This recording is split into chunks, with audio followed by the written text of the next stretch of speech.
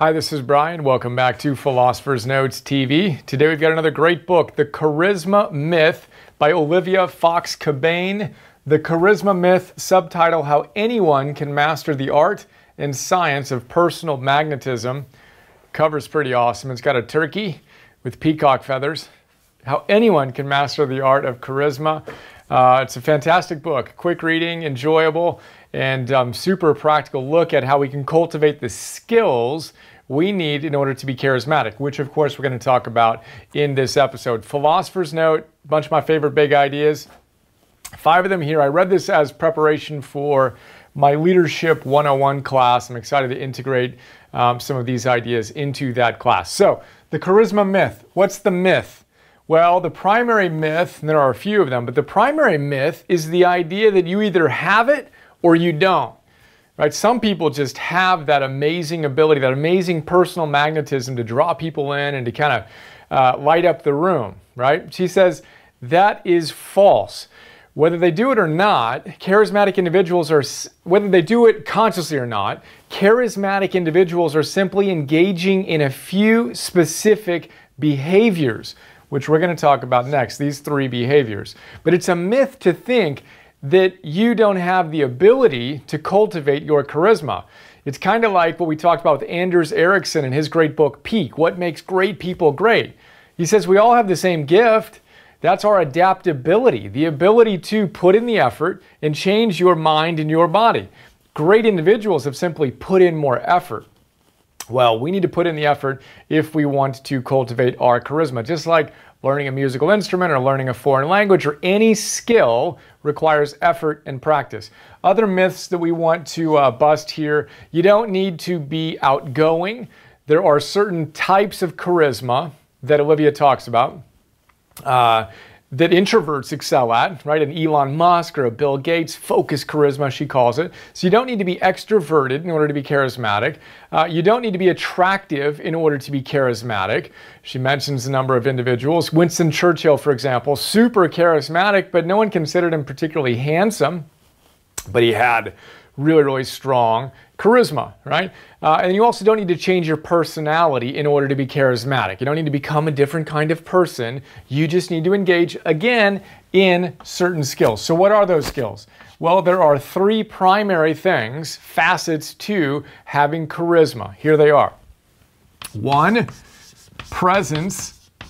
We'll talk about each of these in a little bit more depth. 2, power. And 3, warmth. Charismatic individuals exude, or they're super present, they exude power and they exude warmth. So starting with presence, she says one of the quickest ways to boost your charisma is to simply be present with people.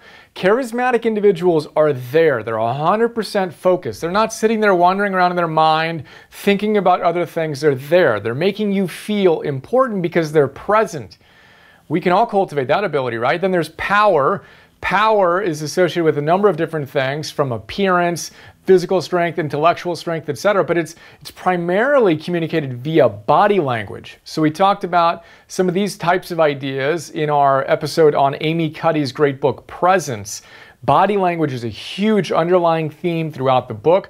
We want to get that right, because there are evolutionary kind of ways that we're constantly interpreting people based on nonverbal body language.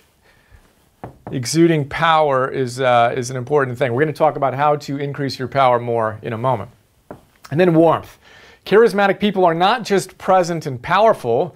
You could be kind of a authoritative, non-charismatic individual unless you bring warmth. Warmth is basically the desire, like goodwill.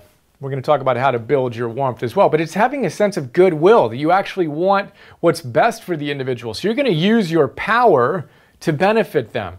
When an individual has presence, they have power and they have warmth, they have charisma. And the whole point of the book is you can work on each of these, and you'd be wise to do so, because charisma has a lot of positive impacts and benefits in your life.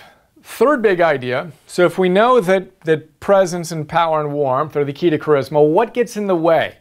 After establishing the fact that we all have the gift, These are the three elements. Then the next chapter, I think it's the third chapter, is these are the obstacles.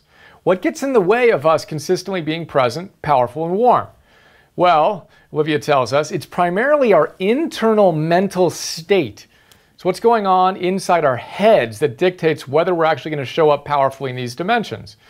She gives us, so whether you're feeling self-doubt, if you were feeling self-doubt, anxiety, insecurity, irritation, impatience, whatever, you're not going to be charismatic. So she gives us three things we can do in order to deal with the obstacles that get in the way of embodying these three facets. Here they are. First, we need to destigmatize discomfort. So most of us have a very low threshold for experiencing any levels of discomfort, right? So if I'm feeling stressed out, I get stressed about my stress, right? We need to destigmatize our discomfort. We need to get comfortable being uncomfortable, which is a theme we talk about a lot. And if you don't do that, then your resistance to the pain that naturally arises, your resistance is going to multiply that pain into more suffering than is necessary. We've talked about this with Kristen Neff in Self-Compassion, Ross Harris in The Happiness Trap. He describes it like quicksand. When you feel discomfort, the more you struggle against it, the faster you sink, just like quicksand, right? Kristen Neff says that suffering equals pain times resistance. If you reduce your resistance, the pain can be clean. But if you resist it and struggle with it, your suffering is going to go up. So you want to destigmatize discomfort. Be comfortable being uncomfortable. Charismatic people are. That's how they're able to stay present. They don't constantly judge themselves, oh, I said something wrong, and then get uncomfortable with that and lose the presence, right, and diminish their power and their warmth at the same time. They're comfortable with being uncomfortable. Then she says we need to neutralize the negative thoughts. When you have a negative thought come up in your mind, that internal state is going to diminish your charisma unless you can neutralize it. She has a bunch of cool ways to do that. Imagine a negative thought floating in your mind. Well, first you want to be able to see it. And she says, look at it like it's graffiti in your mind. The negative thought says nothing about who you are as a person. It's just some spray paint on the wall of your mind. Or it's just an electrical impulse racing through your mind. You don't need to get all caught up in it. You can label it, which we talked about in Your Brain at Work, simply labeling fear, anxiety, judgment, yep, judging myself, just labeling it moves you into your prefrontal cortex, out of your limbic amygdala, right? And all the anxious thoughts you're going to have that will compound if you resist it. That's how you neutralize. There's some ideas on how to neutralize negativity. And then she says you want to rewrite reality. She's got a lot of cool stuff on the fact that your brain can't tell the difference between what you imagine vividly and reality. So, using that to our advantage, we want to rewrite reality. When you're telling yourself a story about something that's going on in your life, a particular stress or whatever, you can challenge that through cognitive reappraisal, a theme we come back to again and again and again. She calls it rewriting reality. You've got this one perspective that's stressing you out, reducing your charisma. What if you rewrote your reality and you said, okay, well, I could also interpret the situation this way. And she says, what do we write it down? She's all about writing this stuff down to really impress it upon your mind. And your mind can't tell the difference between reality that's imagined or that's actually experienced. Therefore, you want to rewrite it as positively in an empowering stance as you possibly can. That's a quick look at how to deal with some of the obstacles. But the main point here is that your body language is communicating a ton of your presence, power, and warmth. And it's your internal mental state that if that isn't right, you're not going to come across with as much charisma as you could. So get that right. Fourth big idea is how to increase our power. So how do you increase your power? Well, the number one tip she gives here, and she says, if you only took one tool out of this book that you use consistently, let this one be it. Visualize. And she walks us through a number of exercises, but here's one. For example, if you want to boost your power, now do this. If you can, safely, close your eyes, take a deep breath or two, and relax. And think back to a time in your life where you were most triumphant. Remember in an event in your life where you're just super fired up. Things just went really well. Maybe it was an event, you received an award, or you just crushed it. Whatever it is for you, where you just felt triumphant. With your eyes closed, recreate that scene in your mind. Visualize it. Hear the sounds in the rooms, the congratulations. Feel the handshakes. See what was going on. And feel within you, your own body and your being, the pride that you felt in having performed so well. Feel that sense of triumph. That is a very quick way to boost your power. How do you feel when you do that? She says the more you practice it, the better you get at it. But that's a really, really powerful way to boost your power in the moment, which is going to increase your charisma and get a really powerful internal mental state going. And your body language is going to cohere, be integrated with that vision that you just created.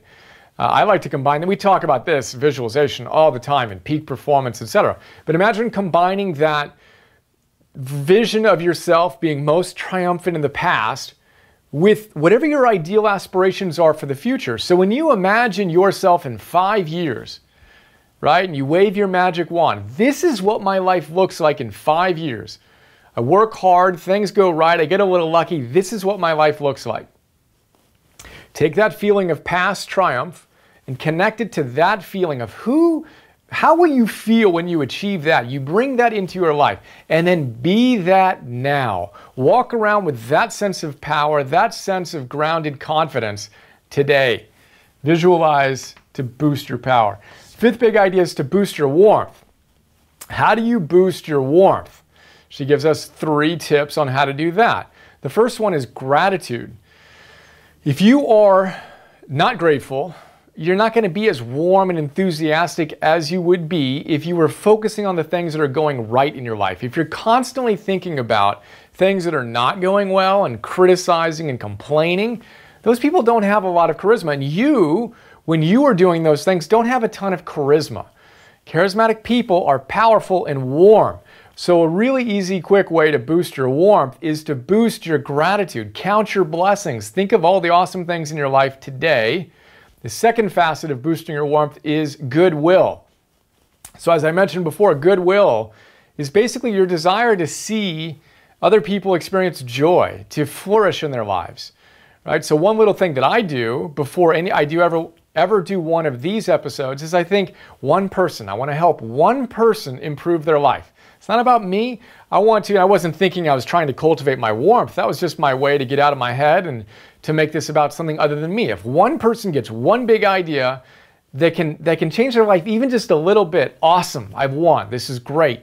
That's just a little visualization I do before I do this work. But goodwill is huge.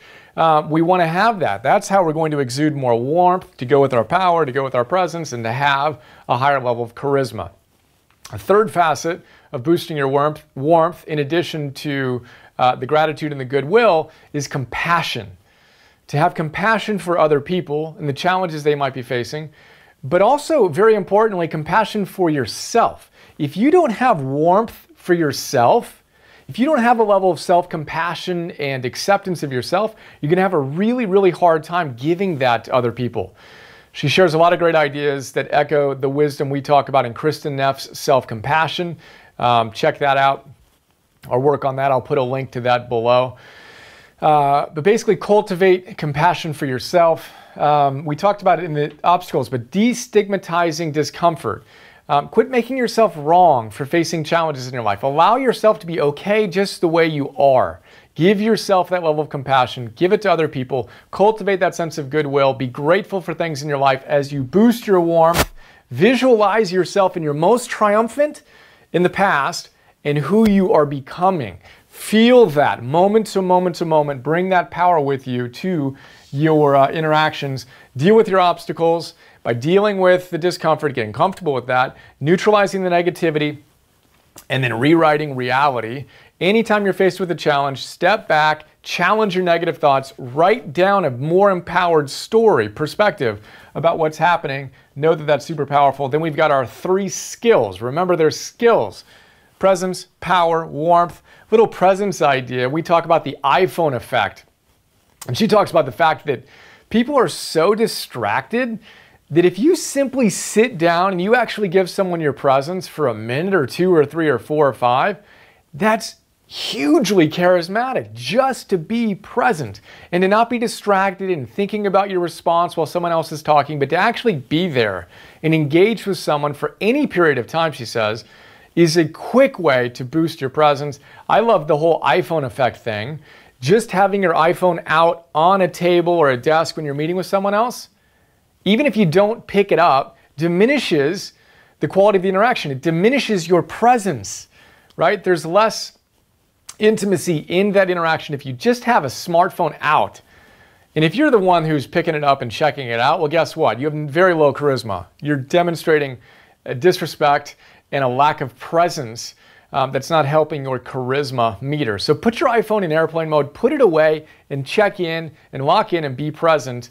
And no, it's a myth to think that you can't be present. It's not about having it or not having it. It's about cultivating very learnable skills. That's a quick look at this great book. Thank you, Olivia. And look forward to chatting, having a little interview about this, discussing the ideas more. And for now, what was your favorite big idea? What jumped out? What landed for you?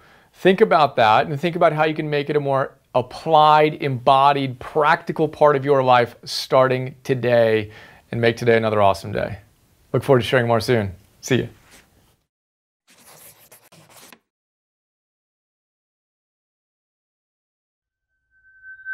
Isn't it a bit odd that we went from math to science to history, but somehow missed the class on how to live? For some wacky reason, Optimal Living 101 never made the schedule. Of course, it's too late to go back and change that, and you're too busy to read full-time to catch up. Yet, if you're like us, you're all about optimizing your life and actualizing your potential. So imagine this. Imagine having someone read the best books on optimal living and pulling out the big ideas that can truly change your life. You know, those sections you asterisk and underline and mark all up. Then imagine that guy, me, connecting those ideas to other great books and helping you apply them to your life today. Well, that's what I do with something we call Philosophers Notes, where I break down each great book into a simple 6-page PDF, 20-minute MP3, and 10-minute Philosophers Notes TV episode. Then imagine me taking the absolute best big ideas from those great books and sharing them with you in fun, inspiring, super practical Optimal Living 101 classes. On stuff like Purpose 101, Confidence 101, Business 101, Meditation 101, that sort of thing. You got a personal trainer? I'm kind of like your personal philosopher. Ancient wisdom plus modern science plus common sense plus virtue plus mastery plus fun. That's what our optimized membership program is all about. We'd love to have you join us. Check us out at brianjohnson.me/join.